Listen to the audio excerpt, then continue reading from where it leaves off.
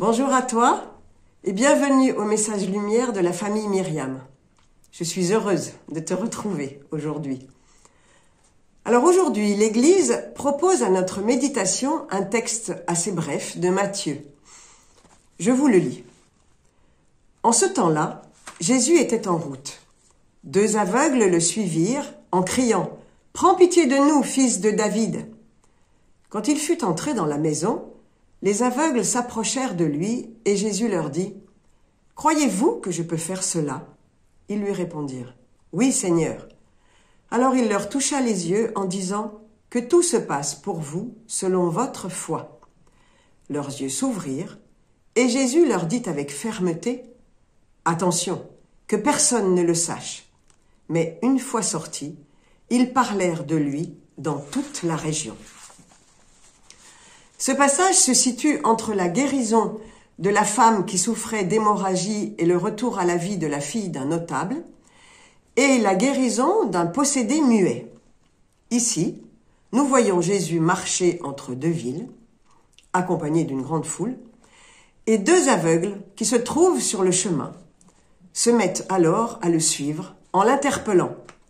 Ils l'appellent « Fils de David ». Cette appellation désigne le Messie, annoncé dans l'Ancien Testament. Mais Jésus ne réagit pas. Il les laisse le suivre sans rien dire. Cela ne devait pas être très simple pour eux, qui étaient aveugles, je vous le rappelle.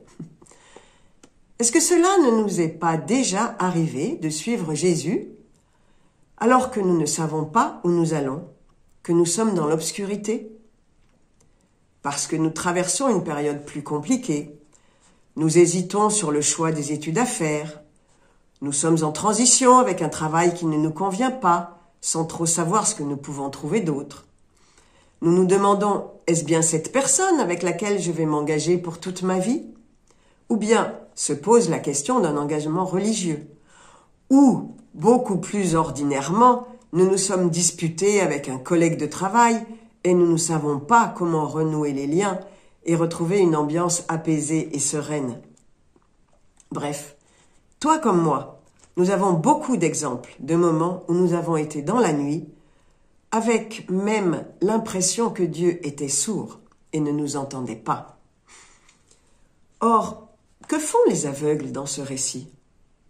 Ils suivent Jésus, sans le voir. Ils arrivent à la maison où il s'est rendu. Et ils l'abordent à ce moment-là. Et là, Jésus se tourne vers eux et leur parle de confiance. « Croyez-vous que je peux faire cela ?» leur demande-t-il. Et d'un même cœur, ils répondent « Oui, Seigneur. » Et il les guérit en les touchant. L'évangéliste Matthieu nous montre ici le lien étroit qui existe entre la prière pleine de confiance et le bienfait accordé. Parfois, Dieu attend que nous le suivions dans l'obscurité.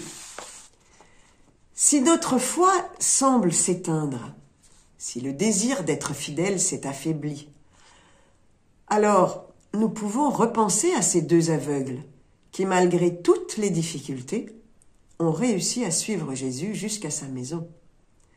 C'est le moment pour toi et moi de faire confiance et de prier pour écouter avec plus d'attention le Christ qui passe à côté de nous, même si nous ne le voyons pas ou plus.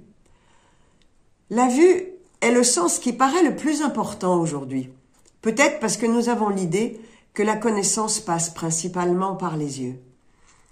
Et cela même dans la foi.